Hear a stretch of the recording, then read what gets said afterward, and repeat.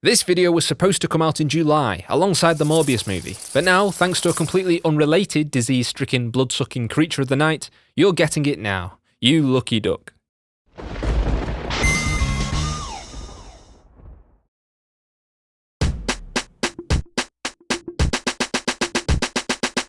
Hey heroes, I'm Josh from Panels to Pixels, and continuing in my role as the arbiter of bad taste, you know, the guy who loves Ang Lee's Hulk and thinks Rob Liefeld is quite good actually, I'm back with another heat spring full of steaming hot takes. You ready? Morbius is hands down my most anticipated comic book movie of this year, and now next year, and hell, maybe even the decade. Now, perhaps it's because I'm a nostalgic old fool, and the early 2000s vibes remind me of the campy superhero flicks of my youth. Or it could be that the intersection between comic book heroes and horror is a subject close to my heart, and one that I've covered before in a previous video. Or maybe the prospect of throwing popcorn down my neck while treating my eyeballs to 2 hours of hot goth glampire action is just too irresistible. To be honest, I'm kind of baffled that no one else seems to be as excited as I am for Morbius. From the trailers, we already know that Sony's cinematic universe of Spider-Man spin-offs is now at least acknowledging the existence of a certain friendly neighbourhood superhero. And who knows, if this movie is well received, we might actually get to see Spidey throw fists with a freaking vampire. That's gotta be cooler than just some other disgruntled ex-Stark Industries employee, right? But the real reason I'm so jazzed for the big screen debut of Morbius the Living Vampire comes down to the TV show that started it all for me, 1994's Spider-Man the Animated Series.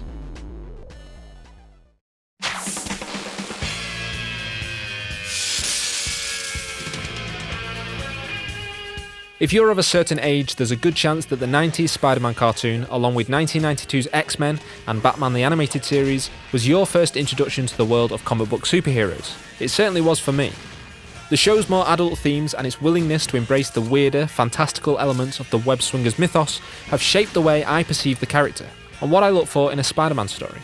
From the very first episode, Night of the Lizard, to adaptations of the Alien costume and Six Arms sagas.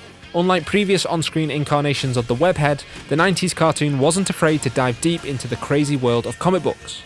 Anyone who's familiar with the 1994 Spider-Man series will know that Morbius plays a prominent role in Season 2's overarching neogenic nightmare storyline.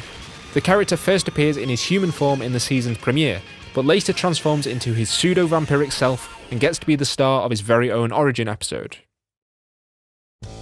Now, if you think old Michael Morbius here is a C-list character who doesn't deserve his own solo movie now, you should have seen him back in the 90s. With only a handful of appearances in the pages of Spider-Man comics under his belt, the vampire anti-hero may have seemed like a strange addition to the show's core cast of characters.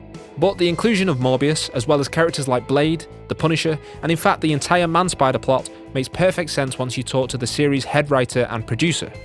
John Semper Jr. spent his teen years and early adolescence reading about the exploits of the webbed wallcrawler, and when it came to developing the animated series, he drew from the comic books of his youth. Morbius the Living Vampire first appeared as an antagonist in the pages of Amazing Spider-Man issue 101 in 1971. Earlier that year, the comic book industry's self-censorship board, the Comics Code Authority, had lifted a ban on vampires and other supernatural characters. This was the first issue of Marvel's flagship Spider-Man title to be written by anyone other than the character's co-creator Stan Lee, with series editor Roy Thomas taking over scripting duties. Keen to capitalise on the previously prohibited gothic horror characters, Thomas, along with artist Gil Kane, hatched a plan to bring a touch of Transylvania to the Marvel Universe. As he explains, "We were talking about doing Dracula, but Stan wanted a costume villain. Other than that, he didn't specify what we should do." In his initial two-part storyline, Dr. Michael Morbius is a sympathetic villain, tortured by his own unquenchable thirst for blood. In a botched attempt to cure his rare fatal blood disease, the character transforms himself into a pseudo-vampire. You see, Morbius isn't a real vampire like Dracula or the Count from Sesame Street.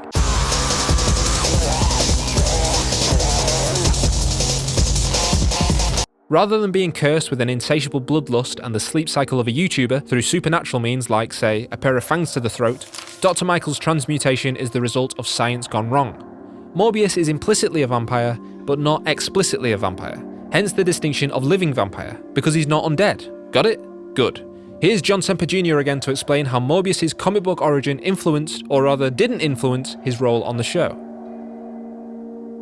I knew that I wanted to use Morbius, but when I went back into the old issues and discovered his origin, it was just one day he was in a cave and he woke up.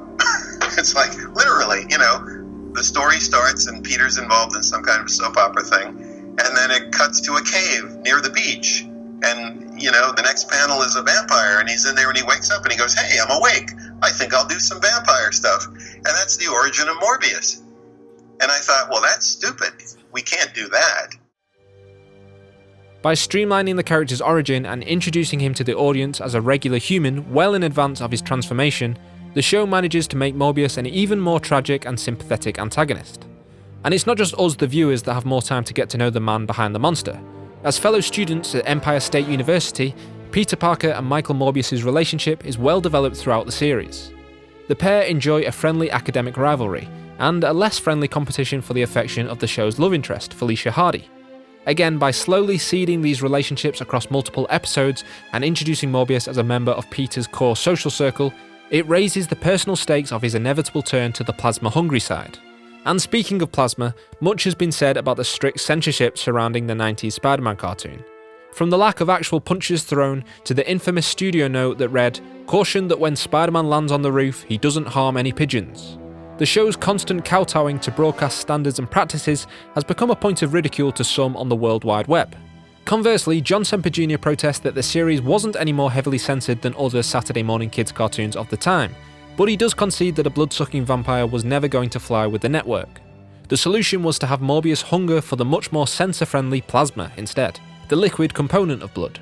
And where the comics had the character chomping on necks like a regular old Nosferatu, the show opted for the much more creepy and unnecessarily vulvic, in my opinion, palm suckers. For this particular detail, Semper Jr., a self-confessed Trekkie, took inspiration from the classic science fiction series. In Star Trek's first ever episode, titled The Man Trap, the crew of the USS Enterprise encounter a shape-shifting alien who kills by extracting salt from the bodies of his victims. In Spider-Man the Animated Series, Morbius seeks to find a cure for a disease that has infected his home country. It's a subtle distinction from the comics, where the Greek doctor is trying to rid himself of a rare blood condition, but it further solidifies Morbius as a sympathetic character. The fateful science experiment that afflicts him with vampiric superpowers was an act of humanitarianism, rather than an act of self-preservation. It promotes the idea that despite butting heads with Peter, Michael Morbius is a fundamentally good dude and undeserving of his tragic fate. In addition to this, the blood sample that caused the accident belonged to Parker himself. Like so many of Spider-Man's greatest nemeses, Peter has a personal obligation to stop and hopefully save Michael. Blurring the line between Spider-Man's superheroics and Peter Parker's private life is one of the cornerstones of Spidey storytelling, and by making Morbius' origin inextricably linked to Peter, it ties a blood-red ribbon around the old theme of great power and great responsibility. When it came to giving the character a voice, Spider-Man's producers found their Morbius in actor Nick Jameson.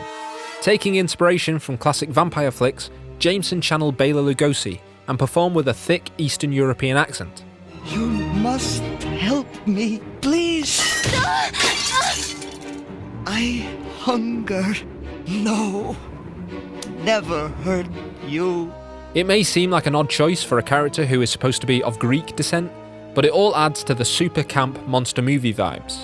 And speaking of camp, the show's design for the character ditched the popped collar, plunged neckline, disco jumpsuit of the 1970s, and opted instead for a super 90s gothic trench coat. And this was a whole 4 years before the release of The Matrix. Talk about a trendsetter. In Spider-Man's final season, the character eventually changes his ways, but not before being turned into a giant vampire bat.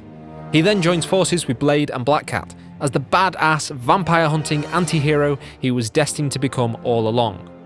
This was the first version of Morbius the Living Vampire to appear in any media outside of the comics. The 90s Spider-Man cartoon itself was massively influential, opening the door for and even introducing characters that would appear in films like 1999's Blade and Sam Raimi's Spider-Man trilogy. In fact, we came this close to seeing Morbius on the big screen 20 years ago as part of the Blade franchise. In this deleted scene from the first movie, director Stephen Norrington portrays the character in what was supposed to set up Morbius as the main antagonist of the sequel. Oh, I can't tell you how sad I am that this didn't happen. The creators of Spider-Man the Animated Series set out to create a version of Peter Parker's world that was true to life and multi-dimensional, one that could hold its own against any live-action movie. From the characters, the setting, the dialogue, the show sought to back up these fantastical stories with a sense of realism by retelling these stories in a way that just wasn't possible in comic books back in the 60s and 70s. The influence of the 90s Spider-Man cartoon can still be felt in the superhero mega blockbusters that audiences flock to today. Look no further than 2018's Venom, which lifted its simplified origin directly from the 90s series. You know, the one that doesn't involve Spider-Man being transported to a mysterious Frankenplanet by a super shady cosmic entity. I wouldn't be at all surprised to see the Morbius movie taking its cues from the animated series that helped flesh out a character that few cared about back in the 90s. And I, for one, could not be more excited to see how this guy is going to be influenced by this guy.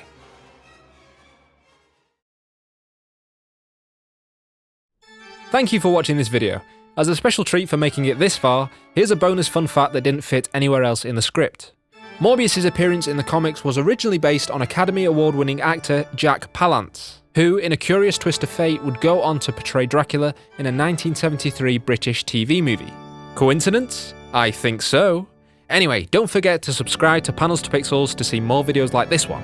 Drop a like, leave a comment, follow me on Twitter @Panels to Pixels, and you better believe I will see you in the next video. Bye bye.